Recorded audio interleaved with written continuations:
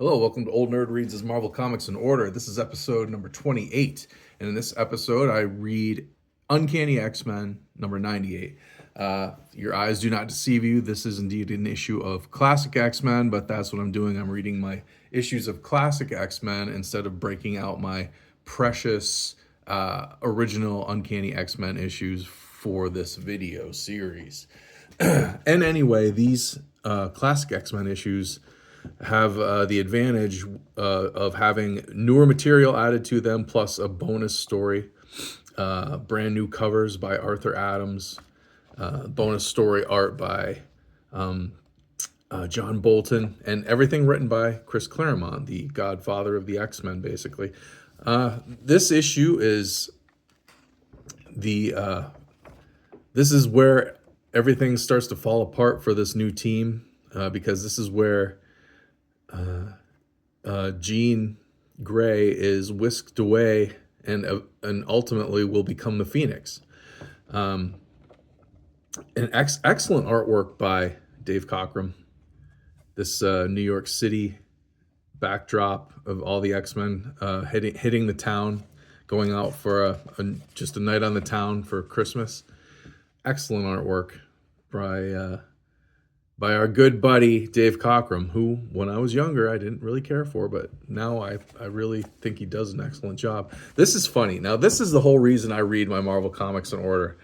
These two panels right here, that's Jack Kirby and Stan Lee. They just kind of got tossed in as a little joke, I guess. It was right about this time that Jack Kirby had made his triumphant return to Marvel after a few years spent at DC. Doing projects there. He had a disagreement with Marvel and left, and he had just come back. So I'm assuming that that's why these two panels are put in here, this little gag. And this is the reason why I'm reading my Marvel Comics in order. Not only do I read the comics, I make sure I read the bullpen bulletins, the letters pages, so that I can kind of get a feel for what was going on in real time back in the era when these were originally coming out. This originally came out in, I think, late 75, early 76, this story. And right when Jack King Kirby returned to Marvel. So I think everyone was so happy about it that they were doing things like this, throwing him in the actual book. But this is what kicks everything off. The Sentinels are back, and they're looking for the X-Men, and they find the X-Men. This is where they capture Jean Grey and take off with her. Scott hanging on for dear life again, like it was a couple issues ago with Count Nefaria falling from the sky, and yeah, the Sentinels attack everyone. Now, see, this is a cool thing about Classic X-Men. See, this is, if you're looking close, you can see that this is not Dave Cockrum artwork. And you go back to the front page here, and this is the first time they've actually ever given credit to another artist other than Dave Cockrum. There's been a few issues of Classic X-Men where I've had questions about certain pages, and I think I was right. I think they didn't credit the artist that did the fill-in pages for previous issues of Classic X-Men, but this time they're finally giving someone credit for drawing and inking pages that were redone or added to these old stories by Chris Claremont when these came out. And James Fry penciled 3 pages of this comic, with Jack Abel and Mike Esposito doing the inks on him. Now, what I suspect is Chris Claremont maybe altered some of the original material so it fit better in continuity 10 years later. These comics came out 10, 11, 12 years after what was coming out at the time. See, these were printed in, 86?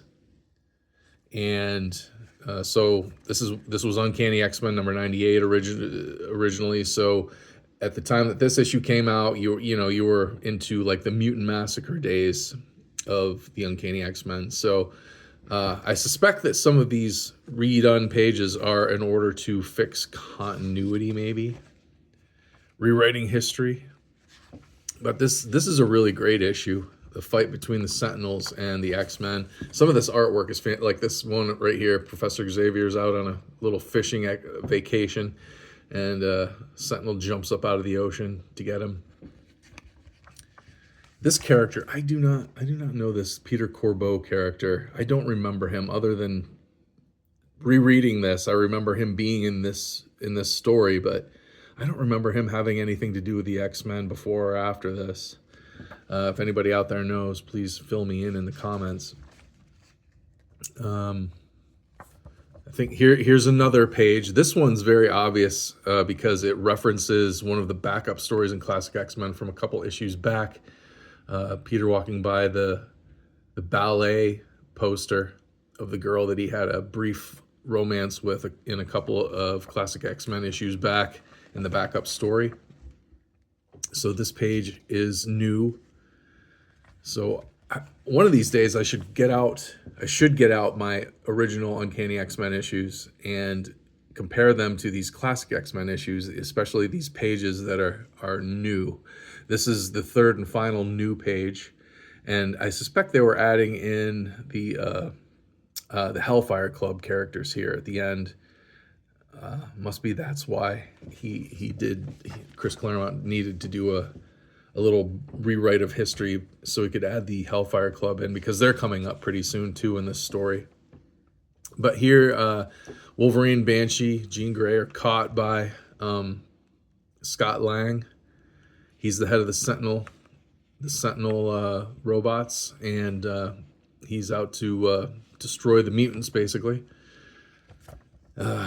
He makes a big mistake, though. He slaps Jean Grey, and it leads to this awesome panel right here. Wolverine's had it, and he tears right out of his bonds and attacks Scott Lang. He's pretty violent, like probably killed those guys. Scott Lang sticks a Sentinel on Wolverine, and Wolverine has no problem taking him out, but that buys them time to escape. So now these guys, luckily their costumes right there. Unfortunately, Jean Grey didn't have hers, so Wolverine helps her make a costume out of her nice dinner dress, which she's not real happy about, but Wolverine's happy about it because he's got the hots for her. And then the Sentinels attack.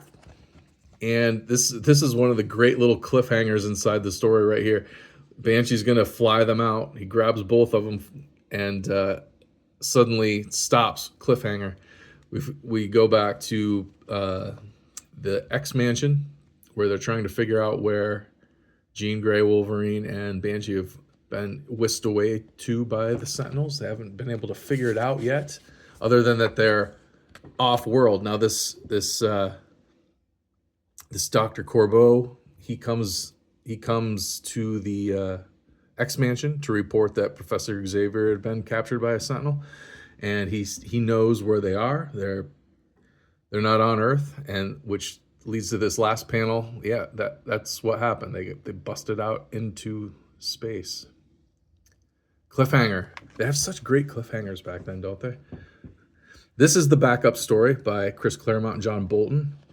This is one of those wordless stories, and this is an excellent. This story right now, 50-year-old me reading this now, 12-year-old me read it and didn't get a lot of it, but reading it now, what an excellent, like, Classic X-Men doesn't get enough credit because of all the extra work that was put into them. These backup stories, the added pages, the Art Adams covers and frontispieces.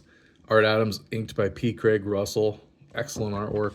The back covers art by the same artist as the backup stories, John Bolton. Like these stories, like in the reprint of the original cover on the inside back cover, like these Classic X-Men does not get the credit it deserves, in my opinion. But this story is fantastic. It's a wordless story. So this is a little preamble to the main story. This is Jean Grey getting ready to go out on the town with the X-Men that night. And she's been out shopping because her and Scott are basically on a date. So see, she's bought champagne, and now the clock has struck 6, and she's putting away her groceries with telekinesis, and she's got to get ready soon. So she runs off to the shower, or the bath, I should say. She takes a bath, gives herself a half-hour bath to relax. Her roommate at this time was Misty Knight from Iron Fist, from the Iron Fist series. They were roommates because, of course, Chris Claremont was writing that series as well, and that's where John Byrne was at the time. He was penciling those stories. You'll see that in my other Old Nerd Reads His Marvel Comics in Order videos. And yeah, Jean Grey has this really cool little dance scene, romantic interlude where she dances with Scott Summers via an empty coat, pants, and a pair of sunglasses, which is really cool. Now, this is something right here, the Phoenix in the Carpet. This is a poster on her bedroom wall. I never paid any attention to it other than I knew that she turned into the Phoenix. And I thought, maybe it's a play or something. But it says The Phoenix in the Carpet by E. Nesbitt. So apparently that's a very popular children's fantasy book, The Phoenix in the Carpet. It's the second book in a trilogy of children's fantasy books, I just found out. There was a BBC miniseries made in 1976 based on the book.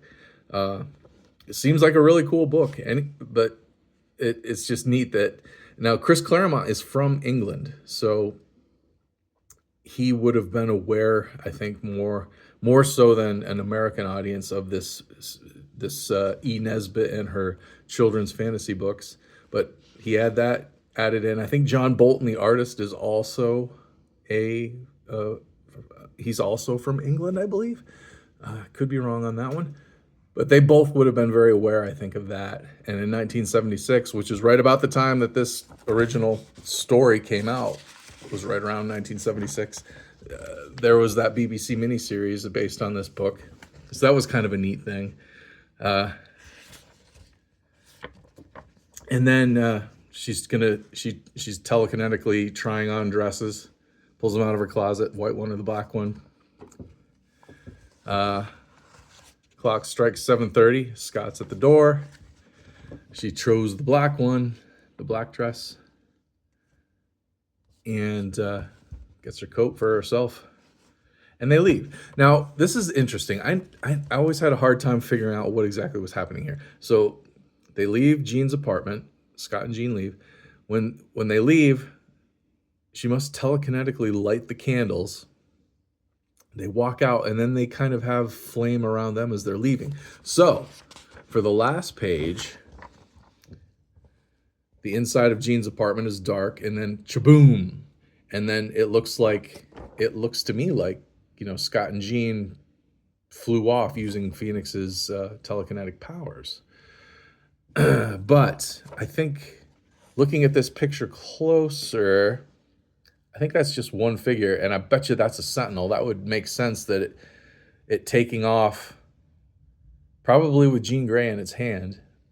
He's captured Jean Grey, and he's taken off, and that would have exploded her bedroom window inward and wrecked her bedroom and done all this damage. And then the last panel is on the Phoenix from the poster on her bed. See, I always thought that was Scott and Jean, but now thinking about it, that's probably the Sentinel after it's captured Jean and taking off for space. And the shock wave of it taking off is what blew in the window, because I don't think Jean would have blown in her own window by launching her and Scott off to New York City. So I think that's what happened there. But this is such a good backup story. They don't make them like this anymore. Fantastic issue of Classic X-Men, or just regular old Uncanny X-Men. This copy is one of my older copies. I have a stack of doubles of Classic X-Men, and right now, as I'm doing this series and reading my originals, I compare the condition of my original to the double that I have of it, and if the double is in better condition, then I replace it in my collection with the better copy. This is my original copy. The double that I had was in better shape, so the double is now in my permanent collection. This is going in my collection of just extra stuff that I can trade or sell at some point. So anybody out there interested in some classic X-Men, let me know. I'll sell them to you. But yeah, that is the video. Anything I got wrong or anything you know that I didn't mention, please comment down below. I'm always learning about my comic book collection. And like, share, and subscribe. Thanks for watching. I'll see you next time.